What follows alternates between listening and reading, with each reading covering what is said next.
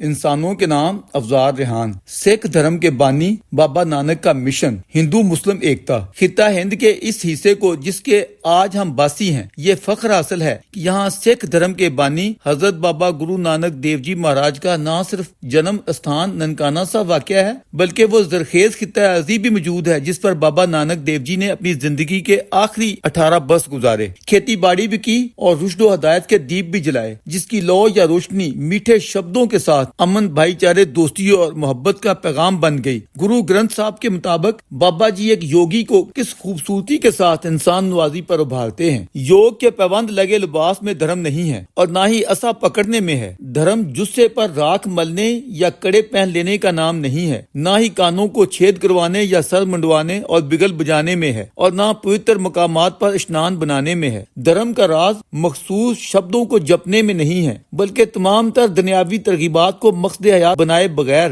سیوا کی زندگی گزارنے میں ہے۔ وہ جو سب انسانوں کا خیال کرتا ہے اور سب کو برابر جانتا ہے، وہی یوگی ہے۔ ایک اور جگہ فرماتے ہیں، یہ وسیع و عریض زمین تمہاری ماں ہے اور پانی باپ ہے، ہوا گرو ہے اور دن رات دائیاں ہیں، جن کی گود میں تم سب لوگ آرام کرتے ہو، لیکن کرتار یعنی ایشور کے قریب تر وہی ہوگا جس کے اعمال اچھے ہوں گے۔ اس کے حضور سب کی خوبیاں خامیاں پرکھی جائیں گی۔ نانک نام کا یہ خوبصورت پھول 15 اپریل 1469 کو شیو پورہ کے موضع رائے تلونڈی کے ایک ہندو کھتری کنبے میں کھلا۔ آپ کے والد مہتا کلیان چند رام داس بیدی کھتری المعروف کالو رام پیشے کے اعتبار سے پٹواری تھے۔ آپ کی والدہ محترمہ کا نام ماتا ترپتا تھا جو مذہباً ہندو کھتری تھے۔ دادا کا نام سوبا رام، چچا کا نام لالو رام تھا۔ آپ کی ایک بڑی بہن تھی جس کا نام بی بی نانکی تھا، وہ آپ سے 5 برس بڑی تھی۔ ان کی پیدائش اپنے ننہال میں ہوئی تھی۔ بڑے بچے کی پیدائش تب بالعموم نانکوں میں ہوتی تھی، اس لیے اس کا نام نانکی رکھ دیا گیا، اور 5 برس بعد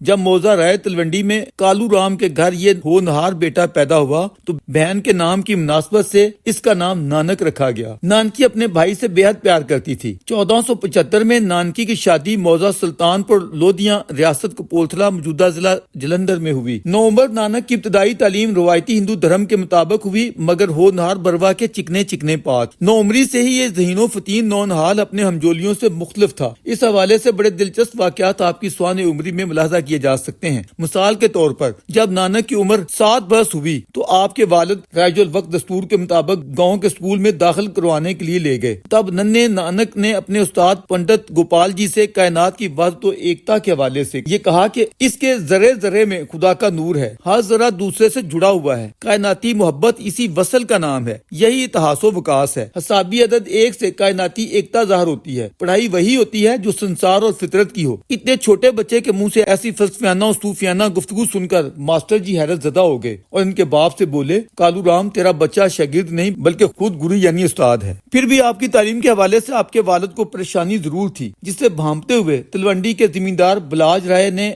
وجہ پوچھی اور معلوم ہونے پر اس نے کہا کہ نانک کو فارسی پڑھاتے ہیں۔ سو ایک مولوی سید حسن کے سپرد کیا گیا جو بے اولاد تھا اور نانک کی خوبصورتی اور ذہانت سے متاثر ہو کر دلجمی سے اسے پڑھانے لگا، جس سے نانک کی زبان دانی اتنی بڑھی کہ وہ صوفیاء کے کلام کا ٹھیٹھ ادبی پنجابی میں ترجمہ کرنے اور شاعری میں ڈھالنے لگا۔ لیکن باپ کو تعلیم کے ساتھ ساتھ اس کے روزگار کی بھی فکر تھی کہ میرا بیٹا کچھ کمانے کے قابل ہو جائے۔ تو ایک دن باپو نے معقول رقم دے کر کام کاج یا کاروبار کے لیے انہیں قریبی قصبے میں بھیجا۔ وہاں ان کی ملاقات سادھوؤں کے ایک ایسے گروہ سے ہو گئی جو کئی روز سے بھوکے تھے۔ آپ نے باپ کی دی ہوئی رقم بھوک سے نڈھال ان سادھوؤں پر خرچ کر ڈالی اور خالی ہاتھ گھر واپس آ گئے۔ جب باپ نے شتابی سے واپسی کا کارن پوچھا تو کہا، باپو میں نے ایشور کے نام پر سچا سودا کیا ہے۔ آج اسی مقام پر سچا سودا کے نام کا گردوارہ رہتی دنیا تک کے لیے قائم و دائم ہے۔ نانک کی بڑی بہن نانکی کو نانک سے والہانہ محبت تھی، جیسا کہ ذکر کیا، جو بیاہ کر تلونڈی سے بہت دور سلطان پور جا چکی تھی۔ نانک کی عمر 16 برس تھی جب نانکی انہیں اپنے پاس سلطان پور لے گئی۔ ان کے والد کالو رام پٹواری کی ہدایت تھی کہ نانک سرکاری ملازمت کرے۔ اسی کے زیر اثر نانکی کے خامد نے نواب دولت خان لودھی کے پاس انہیں اکاؤنٹنٹ کی نوکری دلوا دی، جو کہ اس وقت وہاں سلطنت دہلی کا نمائندہ یا گورنر تھا، جبکہ نانک کا بہنوئی پہلے سے یہاں ملازمت کرتا تھا۔ یہاں کی ملازمت میں نانک نے کوئی 20 برس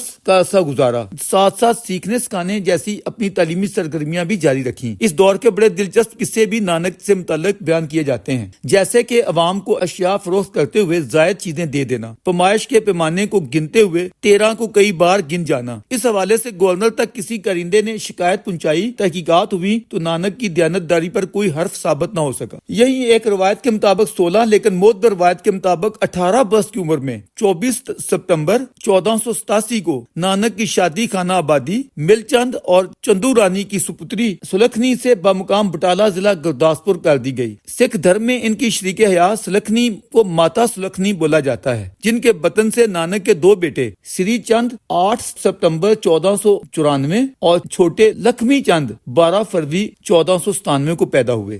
کہا جاتا ہے کہ نوجوان نانک کی سلطان پور میں ملازمت کا 20 سالہ دور در حقیقت ان کی ذہنی و فکری تشکیل کا دور تھا۔ اگرچہ اس سے پہلے رائے تلونڈی میں قیام کے دوران ان سے منسوب کئی غیر معمولی واقعات روح پذیر ہو چکے تھے جو ان کی شخصی عظمت کے مظہر تھے، جیسے کہ مختلف نوع آوازیں آنا یا صوفیانہ کلام گانا۔ اپنے والد کے مویشی چراتے ہوئے بھی بعض غیر معمولی واقعات روایت کیے جاتے ہیں کہ وہ دھوپ میں کہیں لیٹ گئے تو قدرت کی طرف سے ان پر سایہ محسوس ہوا، درختوں کا یا بادلوں کا یا ناگ کا۔ اب یہاں سلطان پور میں یوں محسوس ہوتا ہے کہ انہوں نے اپنی زبان دانی کو اس قدر بڑھایا کہ وہ بیک وقت کئی زبانیں بولنے اور سمجھنے کے قابل ہو گئے۔ زبان دانی میں رہتی کسر ان کی ٹریولنگ نے پوری کر دی۔ ان کی شاعری میں جو زندگی کے عملی حقائق دکھائی دیتے ہیں اور سرکاری امور کی جو دسترس ہے، محسوس ہوتا ہے کہ وہ بھی ان کے اسی 2 دہائیوں پر محیط زندگی کے تلخ حقائق یا ہڈ بیتیوں کا اثر ہے۔ یہ بھی دکھائی دیتا ہے کہ اپنے اس تشکیلی دور میں نوجوان نانک نے ہندو مسلم دونوں بڑے مذاہب یا دھرموں کی اصلیت کو خوب جان پرکھ لیا اور وہ ہر نوع کے تعصبات سے بالا ہو چکے تھے۔ ہندو دھرم سے بابا جی کی تمام تر عقیدت مندی کے باوجود آپ کا رجحان و میلان اپنے وقت کے مسلم صوفیہ کی طرف بڑھتا چلا گیا۔ مغربی پنجاب سے مشرقی پنجاب میں سلطان پور کے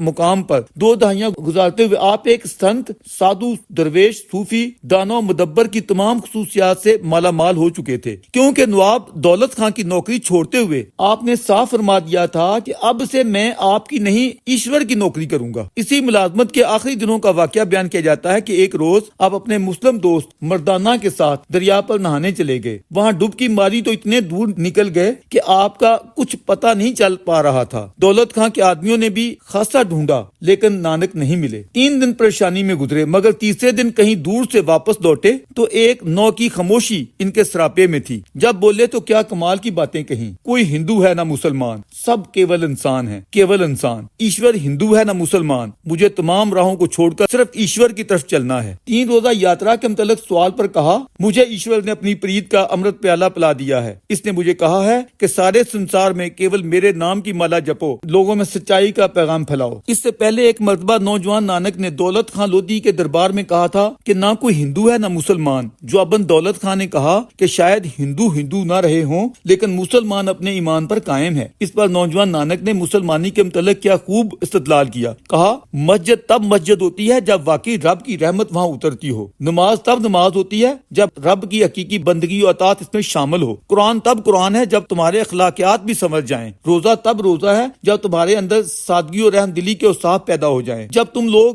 نیک اعمال کو اپنا قبلہ و کعبہ نہیں بناتے تو چکر کاٹنے اور ٹکرے مارنے سے کیا حاصل؟ اگر سچائی کو اپنا رہبر نہیں بناتے ہو تو خدائی ہدایات کے کیا معنی؟ نوجوان نانک کا بالکل وہی اسلوب تھا کہ مکے جایا نہیں مکدی جے دلوں نہ مکائیے۔ این اسی لمحے نماز جمعہ کا وقت تھا۔ دولت خان متاثر ہوئے بغیر نہ رہ سکا، بولا، آپ تو واقعی پہنچے ہوئے ہیں، میں مسجد میں نماز جمعہ پڑھنے جا رہا ہوں، آئیے میرے ساتھ چلیے۔ ذاتی، گروہی یا مذہبی تعصبات سے کہیں اوپر اٹھ جانے والے صوفی درویش نانک نے کہا، بے شک لے چلیے۔ تب نمازی ہی پریشان نہیں ہوئے، علاقے کے تمام ہندوؤں میں بھی شور مچ گیا کہ نانک جی مسجد نماز پڑھنے چلے گئے۔ نانک کے بہنوئی چرام کی پریشانی الگ تھی، گھر آ کر نانکی سے بولے، عجب ماجرا ہوا ہے، نانک تو نواب کے ساتھ جمعہ کی نماز پڑھنے مسجد چلے گئے اور سارے شہر کے ہندوؤں اور مسلمانوں میں اس بات کی چرچا ہے کہ آج نانک ترک ہو گیا ہے۔ یاد رہے کہ اس وقت مسلمان کو ترک کہا جاتا تھا۔ یہی وہ دور تھا جب جوان سال نانک اکثر دریا کنارے مراقبے میں بیٹھے ریاضت کرتے یا پھر دریا میں اسنان کرتے پائے جاتے۔ اپنی جوانی میں اس عظیم مرد دانا نے فیض یابی کہاں کہاں سے حاصل کی؟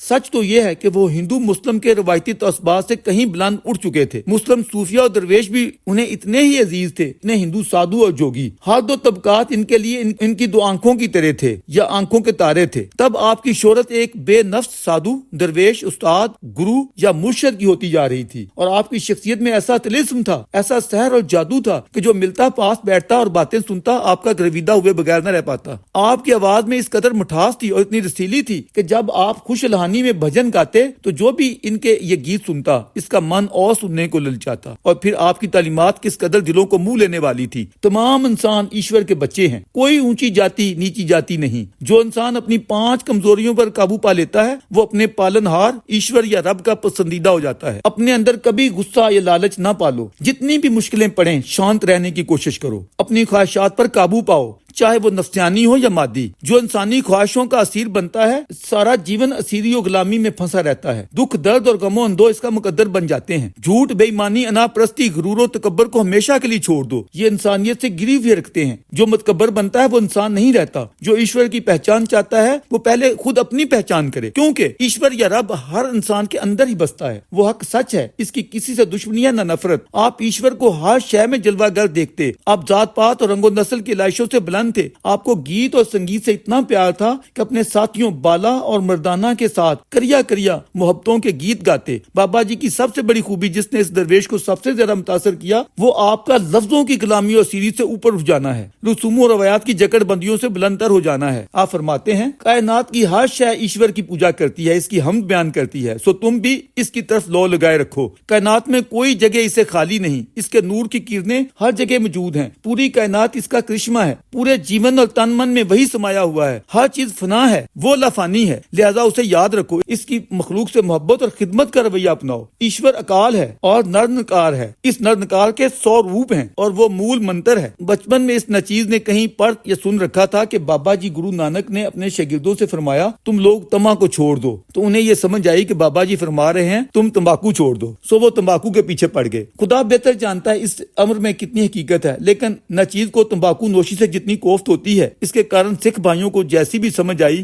بات اچھی ہے اور تمباکو نوشی سے پرہیز ہی بہتر ہے۔ اپنے ذمہ دار جاٹوں سے یہ چیز منوانا نانک سرکار کی ایک غیر معمولی عظمت ہی کہی جائے گی، ورنہ مسلمانی مذہب اپنے پیروکاران سے دارو جیسی لت اتنی صدیوں نے بھی نہیں چھڑا سکا۔ بابا جی کی تعلیمات کو اگر تفصیلاً بیان کرنے لگے تو پھر پوری گرو گرنتھ صاحب پڑی ہوئی ہے، بہتر ہے وہیں سے رہنمائی لے لی جائے، کیونکہ اس طرح آپ کی بھرپور زندگی کے دیگر معاملات پیش ہونے سے قاصر رہ جائیں گے۔ بالخصوص اس عظیم مرشد یا گرو نے اپنی 70 سالہ زندگی میں جس قدر پیدل سفر کیے ہیں وہ ایسی اول العزم ہستی کا ایک ریکارڈ ہے جس کا قیام بلا شبہ بہت سے مقامات پر رہا۔ اولاً رائے تلونڈی یعنی ننکانہ صاحب قریباً 16 برس، اس کے بعد جلندھر کے قریب ریاست کپورتھلا کے موضع سلطانپور لودھیا میں تقریباً 20 برس، اور زندگی کا آخری قیام کرتارپور 18 برس۔ لیکن اس دوران بھی اور بقیہ عمر مبارک کا تمام حصہ آپ نے حالت سفر میں گزارا۔ آپ نے نہ صرف یہ کہ پورے ہندوستان میں لمبے سفر کیے، اسام سے ایودھیا تک، نیپال اور تبت تک، وہاں سے سری لنکا کی حدود تک، ملتان سے پاک پتن تک، کن کن کولوں خدروں میں یہ مرد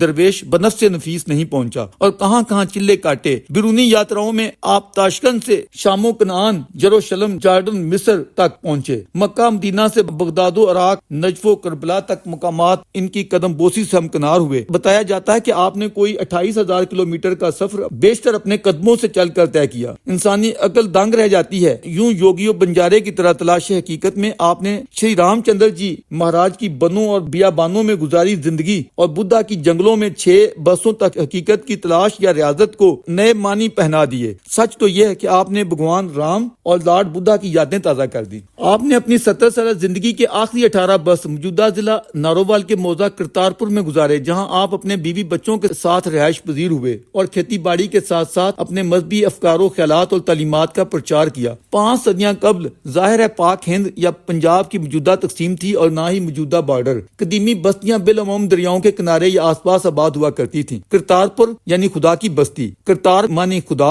پور معنی بستی۔ دراصل بابا جی نے ہی ایک ہندو جاٹ دودھا جی کے ساتھ مل کر دریائے راوی کے مغرب میں آباد کیا تھا۔ دلچسپ امر یہ ہے کہ بابا جی نے یہاں رہائش رکھتے ہوئے اپنی تبلیغی سرگرمیوں کے لیے راوی کے مشرق میں ڈیرہ دون کا انتخاب کیا، جسے اب ڈیرہ بابا نانک کے نام سے جانا پہچانا جاتا ہے۔ یہاں کے تبرکات بشمول حاکم بغداد سے دان ہونے والا چوگا یا چولا، جس پر قرآنی آیات تحریر ہیں، محفوظ ہے۔ یوں محسوس ہوتا ہے جیسے بابا جی راوی میں اسنان کرتے ہوئے مشرقی پنجاب کو مغربی پنجاب سے ملا رہے تھے۔ یہ حقیقت کرتارپور کی راہداری کی صورت آج حقیقت مندان نانک کے لیے سوچوں کے نئے دریچے کھول رہی ہے اور خطے کی ایکتا کا پیغام دے رہی ہے۔ بابا نانک سرکار نے اندرون ہند اور بیرون ہند جہاں جہاں طویل یاترائیں کی ہیں، ان کی کہانیاں تاریخ کا حصہ ہیں۔ آپ نے ان طویل مسافتوں میں کریا کریا شہر شہر جتنی محبتیں وصول کی ہیں، اس سے زیادہ بانٹی ہیں۔ یہ نچیز اس منظر نامے کو کیسے بلا سکتا ہے جب وہ مکہ میں حرم کے سامنے تکیہ لگائے تشریف فرما ہیں، ان کے پاؤں قبلہ کی طرف ہیں۔ ایک ایمانی حرارت والا آقا عرض کرتا ہے، بابا جی آپ کے پاؤں بیت اللہ یعنی اللہ کے گھر کی طرف ہیں۔ یہ مرد درویش پہنچا ہوا صوفی و مدبر کیا خوب جواب دیتا ہے، پتر تو میرے پاؤں ادھر کر دے جدھر خدا نہیں ہے۔ یوں مکہ مدینے میں انہوں نے پورا سال قیام فرمایا۔ اس طرح بغداد میں ان کے قیام کی بھی دلچسپ کہانیاں ہیں۔ کہاں کہاں انہوں نے چولہا کشیاں کی اور کن کن صوفیوں درویشوں سے ان کی قربتیں رہیں، یہ بھی ایک طویل مضمون یا کہانی ہے جس کی تفصیل کسی وقت ضرور بیان کی جائے گی۔ بلا شبہ بابا گرو نانک دیو جی مہاراج ایک ہندو گھرانے میں پیدا ہوئے اور پلے بڑھے۔ بنیادی طور پر سنت، سادھو یا صوفی عقائد پر یقین رکھتے تھے۔ محققین کا کہنا ہے کہ بابا جی